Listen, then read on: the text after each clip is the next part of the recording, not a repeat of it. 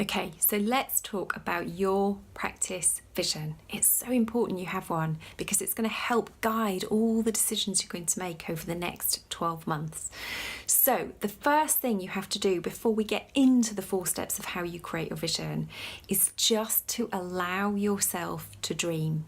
So many people are hung up on what they feel they should be doing in the business, or looking at others in their industry and saying, oh, this is only what we can do in our industry, or being guided by friends and family who are well-meaning but are bringing to the party all their own baggage about success and money and all of that stuff. So you have to give yourself space to dream. Just sit down quietly, cup of tea, hand on heart. What do you really, really want to create in your business and in your life? And if you're struggling by being kind of overruled by those voices in your head, I absolutely recommend you get this book. The life-changing magic of not giving a flying F about what other people think. It's brilliant. It will open your eyes to the possibilities and to how much you are being guided by other people's thoughts and feelings. Okay, just give yourself permission to achieve amazing things, to dream the dream that you want to have, and use that to guide you when you come to doing the 4 steps to create your practice vision. Okay, so let's start with step 1 of how you create your vision for the next 12 months in your practice. Once you've got your big dreams and ideas in your head, the first thing you need to do when you're building a vision for the next 12 months is do not start with the numbers. So many people and so many business books talk about setting your numbers goals, so how much turnover you want or profit you want, that sort of thing. But the problem with doing that is you're totally fixated and focused on the goals, and you're a human being running this business. And so what I want to encourage you to think about for step 1 of creating your vision for the next 12 months is to think about how you want to feel, okay? Because your feelings really do have a big impact on the actions that you take, which dictate the outcomes you're going to get. And so to build into your vision for the next 12 months, how do you want to feel at the end? Because you can then apply the feeling filter. And what I mean by that is you can look at every decision you make over the next 12 months and say, does this feel like X? So if you choose, I'm going to encourage you to choose sort of 2 or 3 feelings that you want to have at the end of the year. And then as you go through the year, every decision you're making in your business, you can ask yourself, does this feel adventurous? Does this feel uplifting? Does this feel... And if it doesn't, then ask your question, how do I make this feel uplifting or feel adventurous or feel challenging or feel whatever those feelings are that you want to create in your business? And you can use those sort of 2 or 3 feelings, as filters for all decisions you're going to make over the next coming year.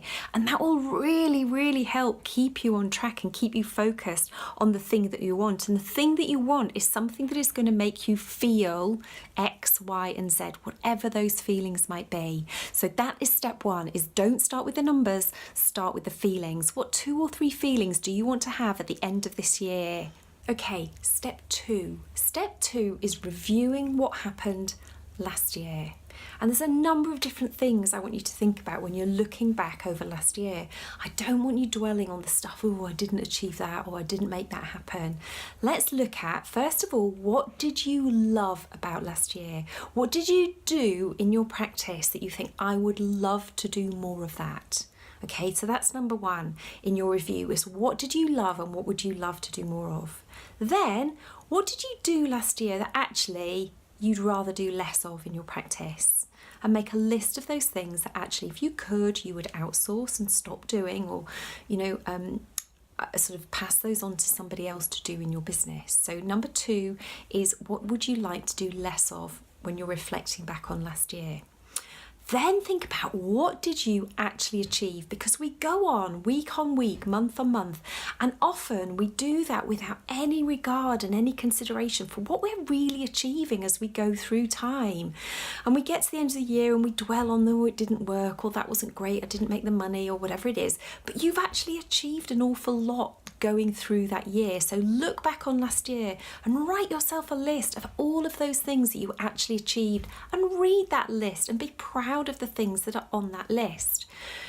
Now, the next thing is to think about what went really well. What did you try that worked really well in your practice? Whether that was a new treatment, a new system, a new process, a marketing campaign maybe that you ran, or something like that.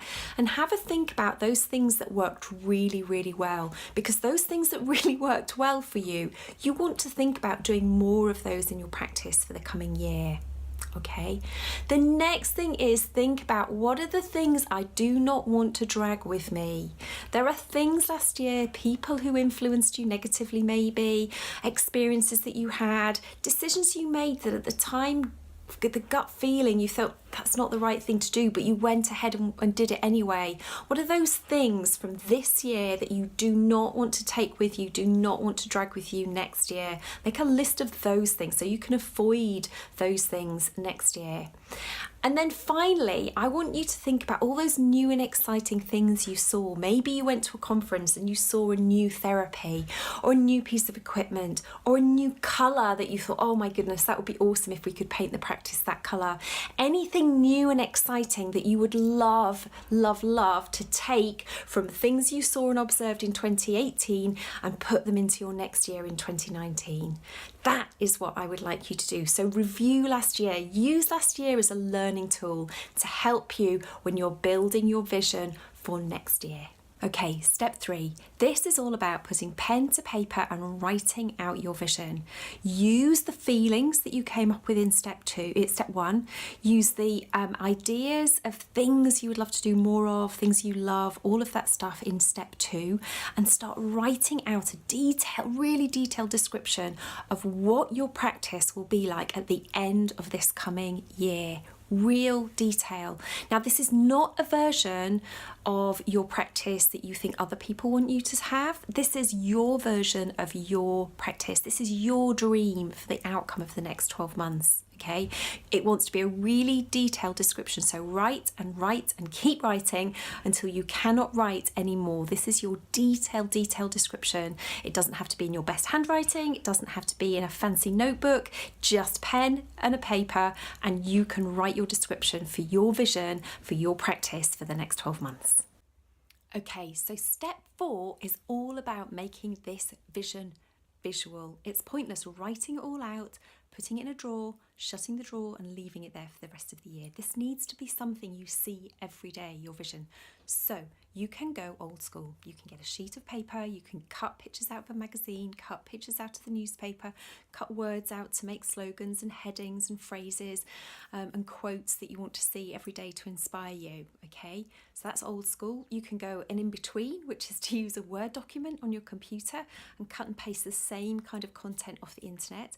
Or if you really like, if you're a very avid Pinterest user, you can set up a board on Pinterest and create a board that is just for you to help guide your vision. But you have to be proactive about going and looking at that Pinterest board every single day.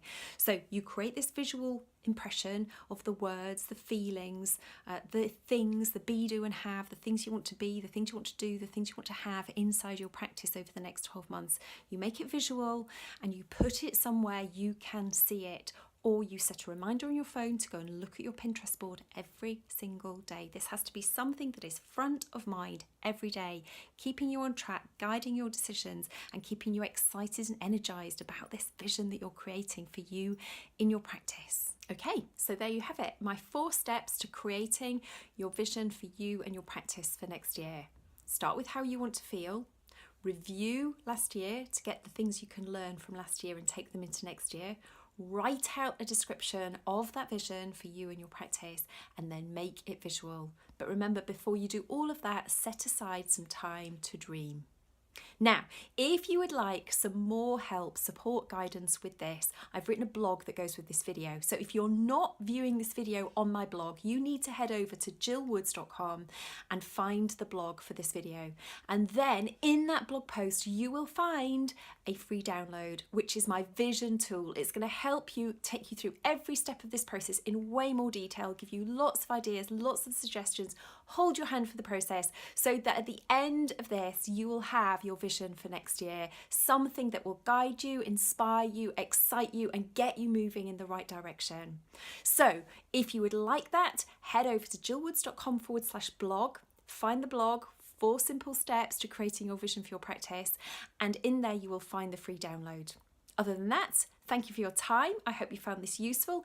Any comments, questions, as always, in the box below, and I look forward to seeing you here next week. Take care. Bye.